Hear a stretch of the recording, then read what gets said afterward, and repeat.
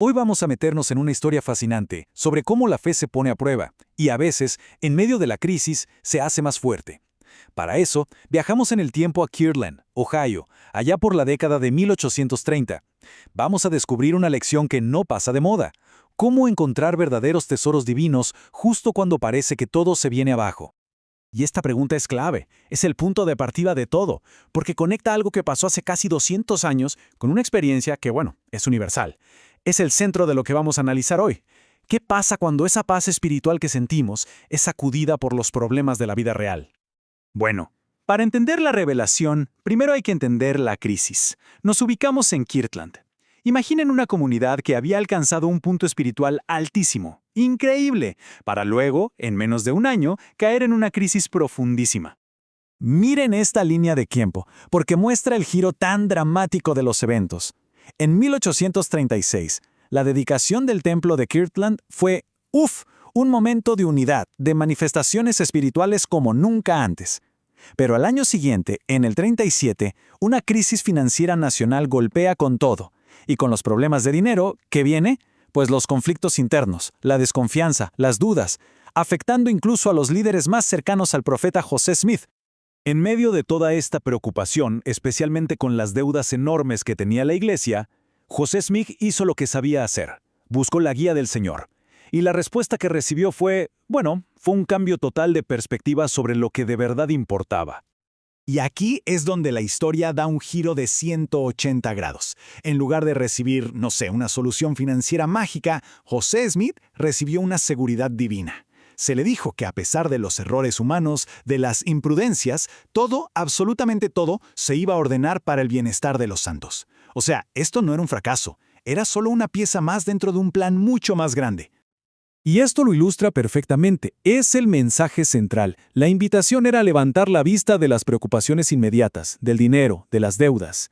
El verdadero tesoro no era la plata para pagar lo que se debía, sino la paz, la sabiduría y, sobre todo, las almas de las personas.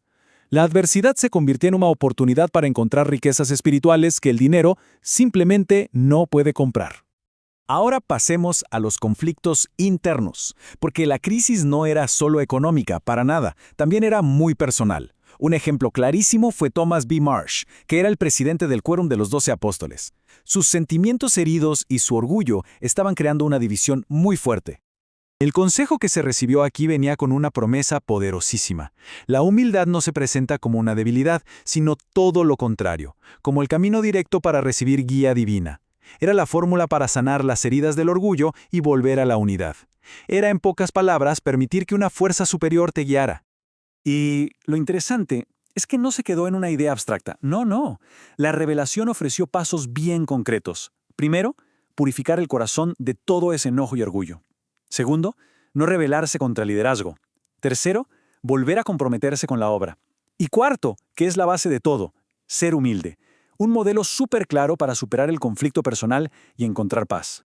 Esta crisis en Kirtland sacó a la luz una verdad muy profunda: el hecho de que algunos apóstoles, gente que sabía muchísimo del Evangelio, se pusieran en contra del profeta, demostró algo clave. Saber mucho, tener conocimiento, no es suficiente para mantener la fe firme. El principio fundamental que surgió de esta prueba es que una conversión profunda y personal a Jesucristo es el ancla definitiva, la que de verdad aguanta. No se trata solo de saber cosas sobre el Evangelio, sino de llegar a conocer al Salvador. Es un proceso personal, individual, de nutrir la fe para que cuando lleguen las tormentas, ya sea de duda o de adversidad, uno permanezca inamovible. Pero uno se pregunta, ¿cómo mantener la fe en medio de tanta dificultad? Para dar ánimo y un sentido de propósito, la revelación ofreció una perspectiva mucho más amplia, conectando la lucha de ese momento con una antigua profecía de Isaías. A ver, este símbolo del Antiguo Testamento es clave para entender lo que viene. El tronco de Isaí se refiere al linaje del rey David, de donde se profetizó que vendría el Mesías. Es un símbolo de promesa, de restauración. Y aquí es donde todo se conecta. Se explicó que la vara que saldría de ese tronco era un siervo en los últimos días, una descripción que encaja perfectamente con el profeta José Smith. Esto les recordó a los santos que, a pesar de todos sus problemas en Kirtland, eran parte de una obra divina, monumental y profetizada, y eso le dio un propósito trascendente a sus pruebas. En resumen, estas revelaciones transformaron lo que pudo ser un punto de quiebre para la Iglesia en un verdadero crisol. La crisis se convirtió en un proceso que forjó, que purificó la fe de quienes la superaron, ofreciendo principios súper claros sobre la perspectiva divina, la humildad y la conversión verdadera, principios que siguen siendo igual de relevantes hoy. Y así nos queda una pregunta para reflexionar. Cuando la vida nos pone a prueba, cuando las preocupaciones nos abruman, ¿dónde buscamos nuestros tesoros? ¿En las soluciones del mundo? ¿En lo material? ¿O en la paz, la sabiduría y la fortaleza que la misma adversidad nos puede revelar?